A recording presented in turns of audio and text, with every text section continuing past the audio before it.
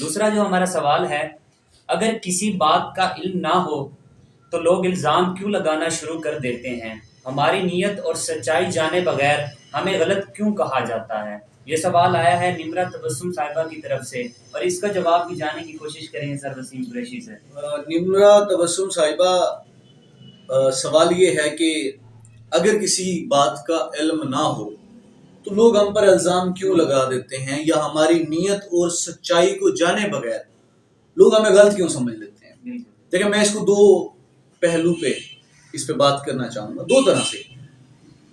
زندگی میں دو طرح کی غلط فہمیاں پیدا ہوتی ہیں۔ ایک غلط فہمی یہ پیدا ہوتی ہے، میں ہمیشہ کہتا ہوں، آپ کی نیت کے بارے میں سامنے والا کبھی نہیں جان سکتا۔ آپ کی سچائی اگر آپ کہیں کہ میری آنکھوں سے پڑھی جائے اور میرے دل کو پڑھا جائے، آج کے دور میں کہتا ہوں اس طرح کی ایکسپیکٹیشنز، اس طرح کی توقعات وابستہ کرنا موجودہ دور کے لوگوں سے، میں اس کو کہوں گا کہ یہ عقل مندی نہیں ہے۔ مطلب میں آپ کو وضاحت نہ کروں عاطف ایسے نہیں، معاملہ ایسے ہے، اور پھر یہ ایکسپیکٹ کروں کہ عاطف خود سمجھ جائے، تو اس میں میری اپنی غلطیاں موجود ہیں۔ یہ پہلا پہلو ہے۔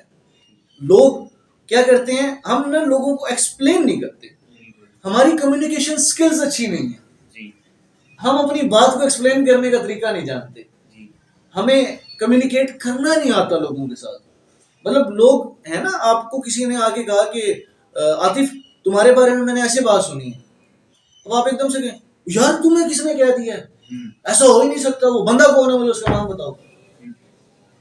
غلط طریقہ ہے۔ بالکل۔ آپ کو کسی نے آ کے کہا کہ عاطف میں نے آپ کے بارے میں کوئی اس طرح کی بات سنی ہے، اچھا یار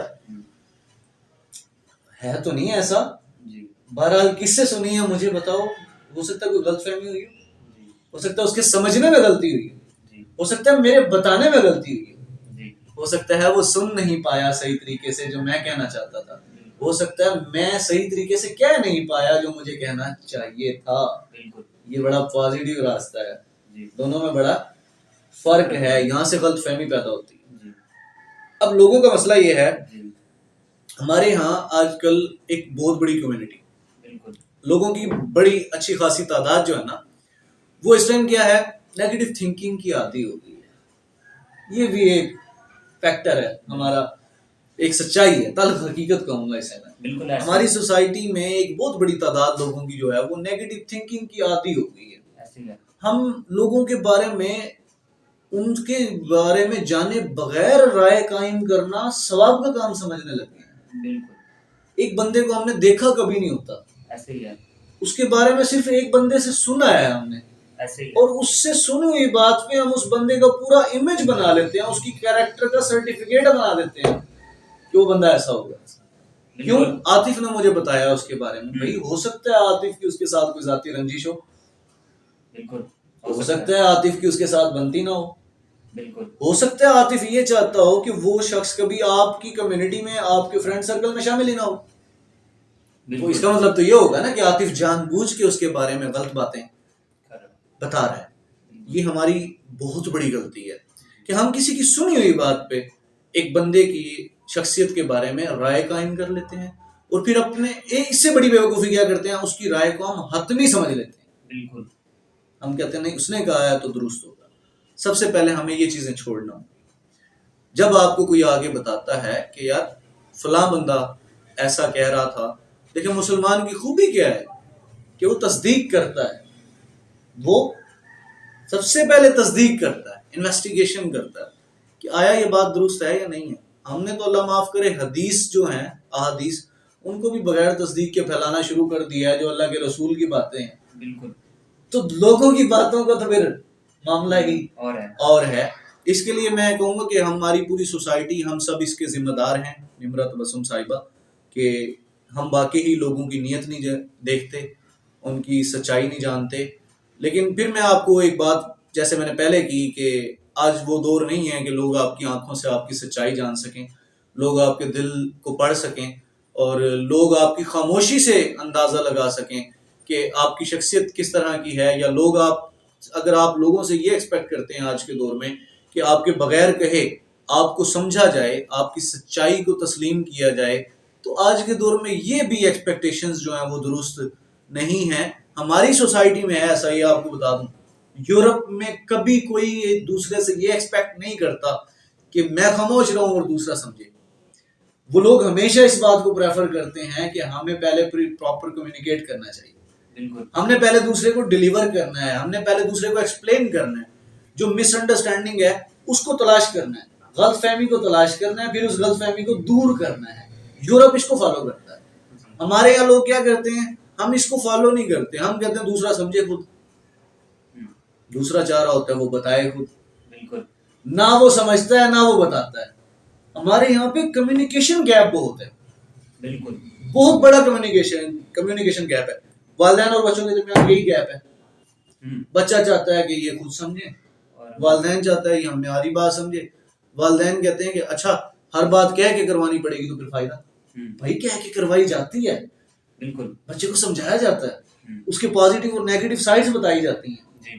بچے کو کسی کام کے لیے آپ نے تیار کرنا ہے، راضی کرنا ہے، تب بھی اس کو آپ بتائیں کہ اس کے مثبت فوائد کیا ہیں تاکہ وہ آسانی سے تیار ہو جائے. کسی کام سے روکنا ہے تو آپ کو اس کو منفی اثرات بتانے پڑیں گے، نیگیٹو پہلو بتانے پڑیں گے کہ وہ کیوں چھوڑے اس عادت کو. ہمارے بس چھوڑ دو، تمہیں کیا جو دیا ہے. تو یہ بھی ایک کمیونیکیشن گیپ ہے. بالکل کمیونیکیشن کا گیپ ہے کہ ہم ڈیلیور نہیں کرتے، ہم سنتے نہیں، ہم اچھے لسنر نہیں ہیں، ہم اچھے کمیونیکیٹر نہیں ہیں. بالکل ہماری اسپیکنگ سکلز اچھی نہیں ہیں. بالکل اس لیے میں کہتا ہوں کہ آج کے دور میں جو کمیونیکیشن سکلز ہیں وہ پڑھے لکھے، ان پڑھ، تعلیم یافتہ، چھابری والا، ریڑھی والا، رکشے والا، اولاد، والدین، میاں بیوی، ٹیچر، اسٹوڈنٹ، سب کے لیے کمپلسری ہے. بالکل آپ جتنے اچھے کمیونیکیٹر ہوں گے، جتنی اچھی آپ کی کمیونیکیشن سکلز ہوں گی، یہ سوسائٹی اتنا ایک دوسرے کو انڈرسٹینڈ کر سکے گی، ایک دوسرے کو اپنی بات پہنچا سکے گی، ڈیلیور کر سکے گی. اور اس طرح کے جو خرافات ہیں نا ہماری سوسائٹی میں، وہ ڈے بائی ڈے کم ہوتے جائیں گے. پھر ایک بات وہی ہے کہ جن لوگوں نے بالکل اپنے آپ کو نیگیٹو تھنکنگ کے تلے دبا دیا ہے، منفی سوچیں جن کے اوپر غالب آ چکی ہیں، آپ ان کو سمجھانے کی کوشش کریں گے.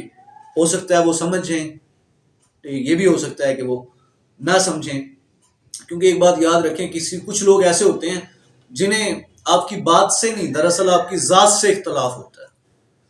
تو جسے آپ کی بات سے اختلاف ہو آپ اس کو سمجھا سکتے ہیں، جسے آپ کی ذات سے اختلاف ہو آپ اسے کبھی بھی نہیں سمجھا سکتے. ایسے لوگوں کو نظر انداز کر دینا، اگنور کرنا ہی بہتر ہوتا ہے. کہ ایک کان، میں کہتا ہوں ایسے لوگوں کے معاملے میں اللہ تعالیٰ نے آپ کو دو کان اس لیے دیے ہیں کہ آپ ایک سے سنیں اور دوسرے سے نکال دیں اور پھر اسے دیکھ کے کہیں چل کام کر اپنا. تو کہنے کا مطلب یہ پھر آپ اپنے آپ کو ریلیکس رکھیں. لوگ آپ کے بارے میں غلط فہمیاں پال رہے ہیں، آپ کو غلط سمجھ رہے ہیں. پہلے کوشش کریں آپ اس غلط فہمی کو دور کریں. پہلے کوشش کریں کمیونیکیٹ کریں، اسے بتائیں کہ نہیں ایسا ہرگز نہیں ہے، آپ میرے بارے میں غلط سوچ رہے ہیں. ایکسپلین کریں. اس کے بعد بھی نہیں سمجھتا، معاملہ اللہ پہ چھوڑ دیں، پھر اسے سائڈ پہ. بالکل اپنی زندگی میں جتنا آپ ایسے لوگوں پہ سوچتے رہیں گے نا کہ اس نے میرے بارے میں غلط سوچا ہے، ٹھیک ہے بھائی، اب وہ جو غلط تھا تو اس نے غلط ہی سوچنا تھا. منفی سوچ کا حامل جو شخص ہے وہ مثبت نہیں سوچ سکتا. تو آپ ایسے لوگوں سے کبھی ایکسپیکٹ نہ کریں. تو ایکسپیکٹیشنز کا لیول تھوڑا نیچے لے جائیں، اپنی ذات پہ ایکسپیکٹیشنز جو ہیں وہ اپلائی کریں اور آپ اپنی توقعات پہ پورا اترنے کی کوشش کریں. کیونکہ اگر آپ یہ سوچتے رہیں گے تو آپ کی زندگی الجھنوں کا شکار ہو جائے گی. آپ فرسٹریٹڈ ہو جائیں گے، خام خواہ روئیں گے ہم، پھر ہمارا دل توڑنے لگتا ہے، بات بات پہ ہم اپنے آپ کو کوسنے لگتے ہیں. حالانکہ کوس لوگوں کی وجہ سے رہیں کہ اس نے میرے بارے میں غلط سمجھا ہے. یار سمجھ لیا، دفعہ کرو، سمجھ لیا نا، دفعہ کرو. اپنی ذات کو کبھی بھی کچلنے کی اجازت نہ دیں کسی کو. ٹھیک ہے، ہو گیا جو سو ہو گیا. اب آپ اپنے آپ کو سٹریس فری رکھیں اور پازیٹیو ورک کریں، پازیٹیو سوچیں، پازیٹیو ایکٹیویٹیز کریں، مثبت لوگوں کے درمیان رہیں. زندگی آسان ہو جائے گی اور راستے بھی آسان ہو جائیں گے. اگر آپ کا بھی کوئی سوال ہے تو آپ لوگ کامنٹ سیکشن میں پٹ کر سکتے ہیں، جس کا تفصیلی جواب اسی طرح ویڈیو کی صورت میں پیش کر دیا جائے گا. اسی کے ساتھ اپنے میزبان عاطف اسلم کو اجازت دیجیے. اللہ حافظ.